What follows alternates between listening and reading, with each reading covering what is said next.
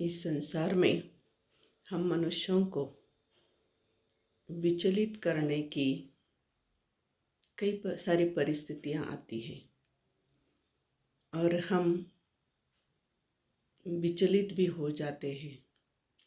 संसार हमें हिलाने की कोशिश करता है और कई बार हम हिल भी जाते हैं, लेकिन प्रयास तो करना पड़ेगा कि हम अविचल रहने का प्रयास करें।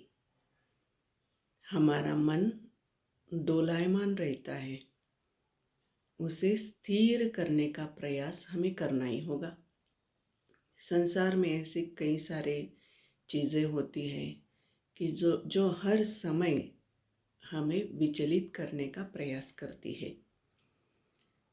तब हमें सोचना है, क्या मैं स्थिर बुद्धि वाला हूँ या नहीं?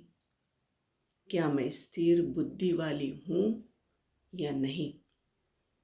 इस समय मुझे विचलित करने की कोशिश हो रही है, तो क्या मेरी बुद्धि पर मेरा नियंत्रण है या नहीं? यह सवाल अपने आप को हमें अवश्य पूछना चाहिए।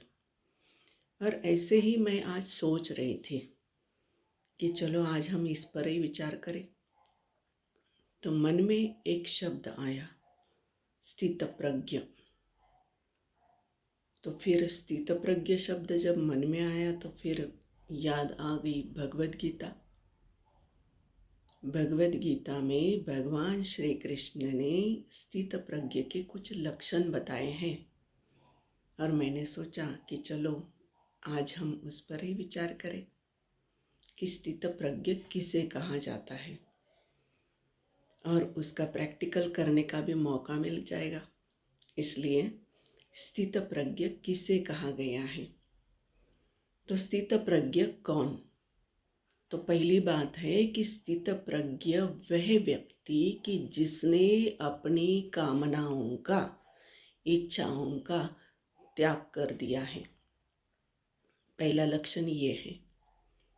जो हमारे मन में हर पल कुछ ना कुछ कामना होती ना कि इसे पालूं, उसे पालूं, ये कर लूं, वो कर लूं, तो यह जो इच्छाओं की उथल पुथल है, तो उसने वह व्यक्ति, तो वो पुरुष भी हो सकता है, महिला भी हो सकती है, कि जिसने अपनी कामनाओं का, इच्छाओं का पूरी तरह से त्याग कर दिया। यह स्थितप्रज्ञ का पहला लक्षण। दूसरा लक्षण है जो सुख और दुख में समभाव में जीता है। ऐसी व्यक्ति जो सुख में और दुख में भी स्थिर रहने का प्रयास करती है। सुख मिलने पर उसमें आसक्त नहीं हो जाती और दुख मिलने पर व्यथित नहीं होती।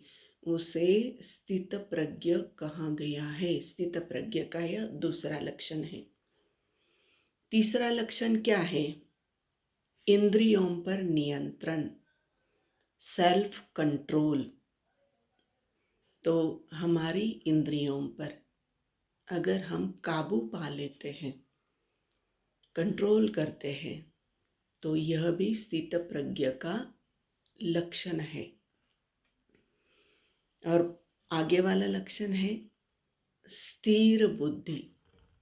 जिसकी बुद्धि स्थिर है, जो विचलित नहीं होता, हर पल जिसकी बुद्धि स्थिर रहती है, जो किसी भी पल में डगमगाता नहीं, न सुख में न दुख में, न संकट आने पर। यह स्थितप्रज्ञ का भी, यह भी एक लक्षण है।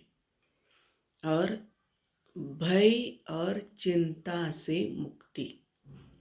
ऐसी व्यक्ति जिसने भय और डर से मुक्ति पा ली है, यह स्थितप्रज्ञ व्यक्ति के लक्षण हैं।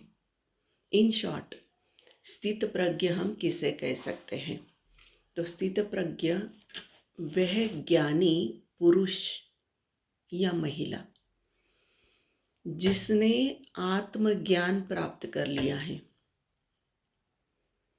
और जो व्यक्ति अपने जीवन की सभी परिस्थितियों में सम रहने का प्रयास करता है